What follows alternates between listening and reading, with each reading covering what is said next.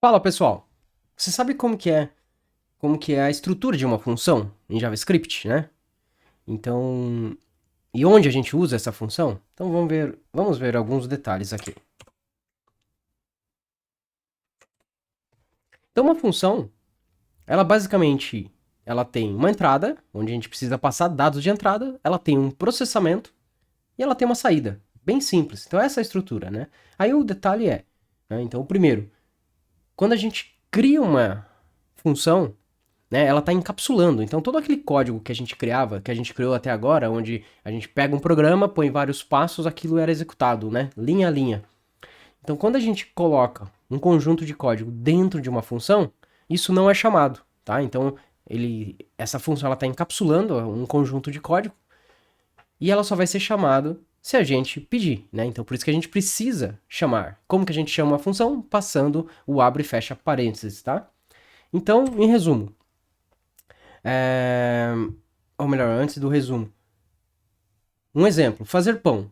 Então eu tenho uma função, fazer pão, né, que ela vai ter um conjunto de código para fazer o pão, e ela tem como entrada, né, o parâmetro quantidade. Então essa quantidade vai receber um valor que eu passo, e aí eu faço o processamento, que o importante é que quem está chamando não precisa saber detalhes dessa implementação. Então isso a gente chama de encapsulamento. Essa função, ela toma conta, ela faz como ela quiser, tá? Tem um exemplo legal que eu vi na internet de um vídeo, onde ele fala assim, pensa que uma função, você pediu pro seu filho comprar leite na padaria, tá? E aí você dá um dinheiro, é a entrada, você dá um dinheiro para ele e fala, ó, compra um leite lá, por favor, para mim na padaria. Se ele vai de bicicleta, se ele vai de a pé, não importa, né? Então ele vai lá, vai comprar o pão, se ele não importa qual atendente lá na padaria ou qual padaria ele vai. O importante é que ele vai retornar com leite pra gente, tá bom? Então, eu achei interessante esse exemplo, essa analogia, tá? E aqui a gente está fazendo isso, tá? Então a gente tem aqui uma implementação de fazer pão, que não importa qual é.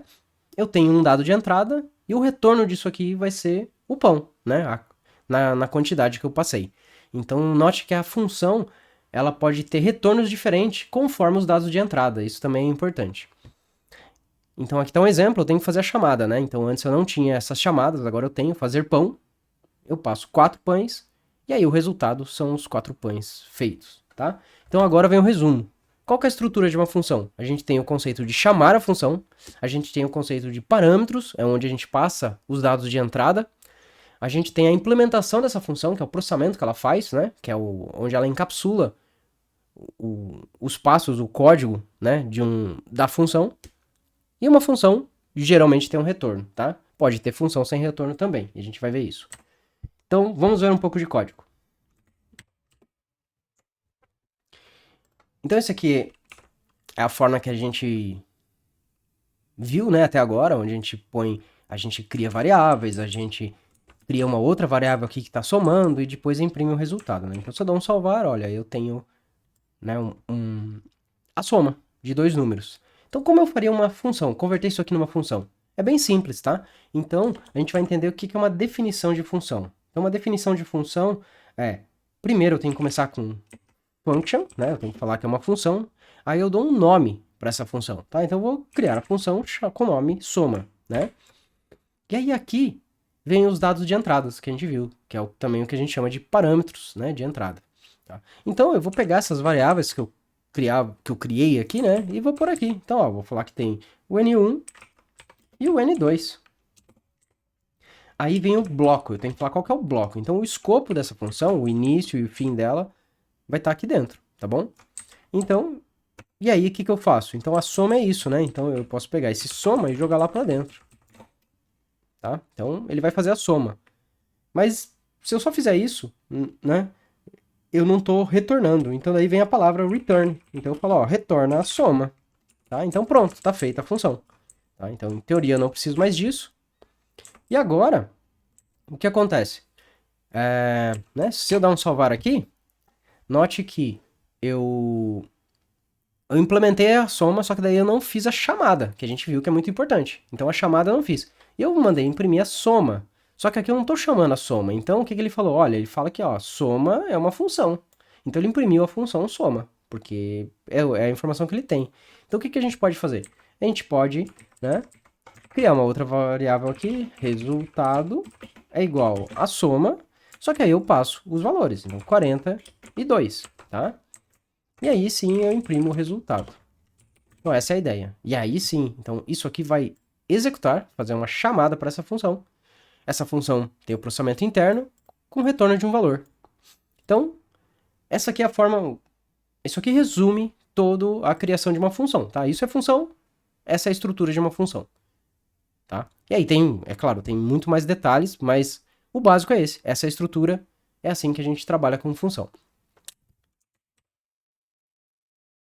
Aí uma outra pergunta que a gente pode fazer é, eu preciso do return, tá? Então, eu vou comentar aqui, eu não estou fazendo return, então eu fiz o soma, tá? Salvei. Aí o que acontece? Quando eu não retorno, então uma função não é obrigada a ter um retorno, tá? Mas aí o que vai acontecer? Automaticamente, quando a gente não coloca, vai ter um return aqui, tá? Vai ter um return vazio, né? E aí um retorno sem definição de conteúdo, então é o undefined, tá? Então se eu não coloco return, eu só coloco return, é a mesma coisa, tá? Então se eu não fizer isso, é como se eu não tivesse esse return, é como se eu tivesse ele aqui. E aí o que vai acontecer? Ele vai retornar um valor indefinido, tá bom? Então a gente pode ter função assim. O que mais? Note que o JavaScript, ele, né, a gente cria os argumentos aqui. Mas imagine que eu não passo todos os parâmetros, tá? Porque o JavaScript, ó, inclusive eu posso passar mais parâmetros aqui, né? Ele vai executar da mesma forma. Então, olha, ele pegou só os dois parâmetros, tá? E ele ignorou tudo que eu passei aqui.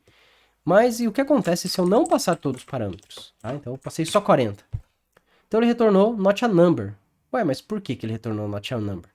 Porque, né? Então, vamos ver o que chegou aqui. Eu posso fazer assim, ó, console, tá? Depois a gente vai ver que tem jeito mais interessante do que fazer assim, tá? Mas eu vou pôr aqui, ó, N1 e N2, tá? E eu vou pôr assim também. N1, vírgula N1, N2, vírgula N2. Vamos pôr dois pontos aqui. Então, o que aconteceu foi que no N1 chegou 40 e no N2 chegou undefined, porque eu não, né, eu não passei o valor aqui. E aí, quando você soma qualquer número com undefined, a resposta é not a number, né? Então, a gente viu nos tipos not a number. Então, aqui, a gente pode fazer um negócio interessante.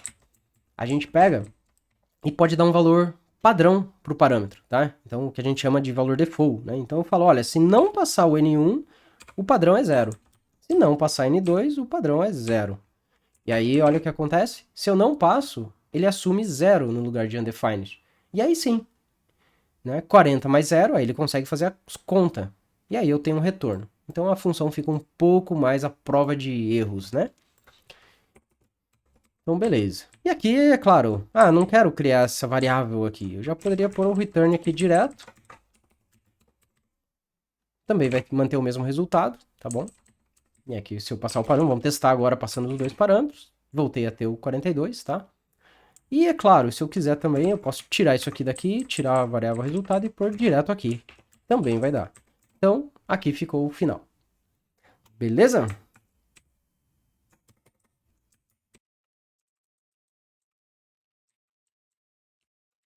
Vamos pegar mais um exemplo. Bom, então aqui eu tenho mais um código, tá? Onde eu tenho uma lista, tenho uma quantidade de pão, e aí eu tenho um for aqui para fazer um push na lista, né? Para criar pão. E aqui no resultado eu tenho 4 pães, né? Porque eu falei quantidade de pão. Então, como eu poderia pensar em função aqui? Então, de repente, a gente já pode imaginar que tem duas coisas aqui, né? Uma que cria o pão, tá? Bem, esse aqui é um código só de exemplo, tá? Bem didático, tá? Então, pensa que esse aqui é o código que cria um pão, e esse aqui é um código que lista, né? O resultado, tá? Então, a ideia é que eu não quero colocar isso aqui dentro, né? Então, beleza, eu poderia criar aqui uma função fazer pão, né? Então, eu quero criar o fazer pão. E aí, lembra que a gente precisa colocar o function antes, né? E aí, eu tenho que pensar qual que é o parâmetro que ele recebe, né? Esse aqui é a função, tá? Então, eu tenho que pensar nessa estrutura. O que que eu vou retornar aqui e eu preciso passar algum parâmetro aqui, né? Então, eu tenho que fazer essas duas perguntas.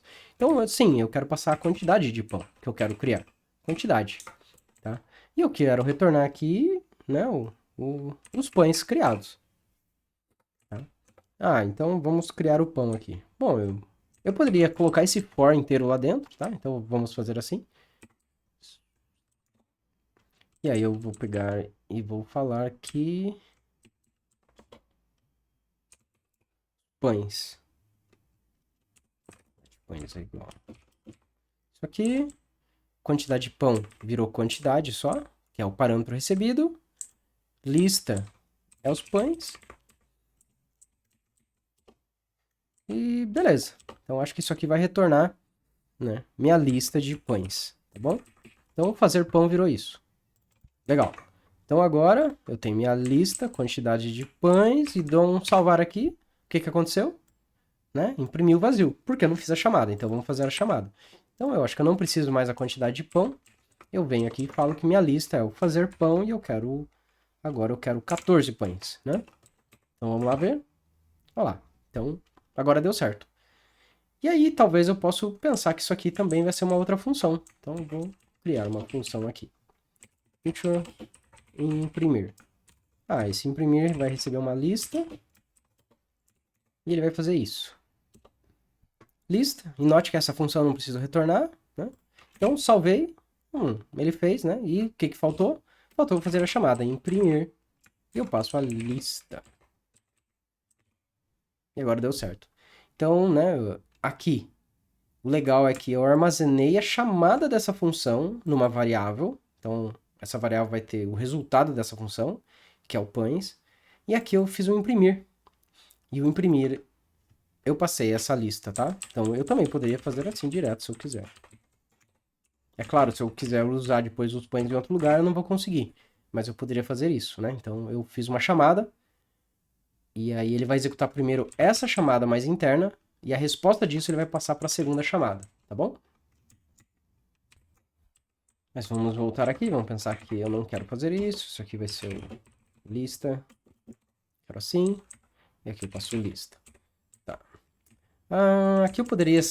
Então, o que eu quero mostrar aqui? Que não importa, eu posso decidir mudar a implementação. E eu não vou afetar nenhum código que chama, né? Porque se eu manter o contrato, o que é o contrato? É os parâmetros, né? Os parâmetros de entrada e como eu retorno. Se eu manter esse contrato, eu não vou mudar nem os parâmetros de entrada e nem como eu retorno, eu posso mudar o interno, porque isso aqui é um encapsulamento, né? Não importa como eu faço do jeito que eu quiser. Então, se eu quiser vir aqui e mudar isso, eu quero mudar isso aqui, eu quero fazer assim agora. Eu quero retornar isso, ponto, repeat, onde eu passo a quantidade. Então, eu estou repetindo isso aqui. E aí aqui eu faço um split por espaço. Então isso aqui vai retornar para mim uma lista. Teoricamente eu passo tudo isso aqui direto. E aí eu não preciso mais nada disso. Vamos ver se dá certo? Agora eu vou passar 10 pães aqui. Então, eu mudei a implementação. Ficou bem mais enxuto essa implementação. Continuou retornando uma lista, porque o split retorna uma lista. Então eu mudei totalmente a implementação e eu não quebrei nenhum meu código que está chamando, né, as minhas funções. Então isso é bem legal quando a gente começa a pensar em função. Um detalhe importante. Aqui é o que faz a chamada, né? E aí, o que será que acontece se eu colocar a chamada? Então eu continuo aqui, né? Tem toda a declaração das funções, mas eu venho e coloco aqui. Eu faço aqui a minha chamada, tá? Eu declaro a variável, fazer pão, e aí os detalhes de fazer pão estão aqui embaixo, né? Será que isso funciona? O que vocês acham? Será que vai dar algum erro se eu salvar isso aqui? Então eu vou dar um salvar, né? Então aqui funcionou, né? Ele mesmo assim ele continuou. Aqui vamos fazer um teste, eu vou por 12. Então ele está resolvendo, né? Ele conseguiu. Tem algumas versões do JavaScript que ele vai dar erro, tá? Ele vai falar que, olha, o fazer pão não foi definido ainda, porque ele está chamando ele antes da declaração, tá? Então, uma prática é sempre colocar a declaração da função antes, tá? E aí, tem alguns problemas essa abordagem, tá? Então, porque, né, quando a gente tá num contexto, o JavaScript começa a ter um monte de função em vários escopos, né? E aí pode ter conflito de nome. Então, uma outra forma aí entra nesse assunto, né? Que é o statement versus expression. Então, isso aqui é uma declaração de função, tá? Então, isso aqui entra na categoria do statement, é uma declaração. Então, isso aqui, legal, funciona, mas a gente vai ver muito no JavaScript que eles fazem um pouco diferente. Então, vamos converter esse fazer pão para uma estrutura de expressão. Basicamente é assim. Eu falo que uma variável, eu posso falar que até é uma constante, tá?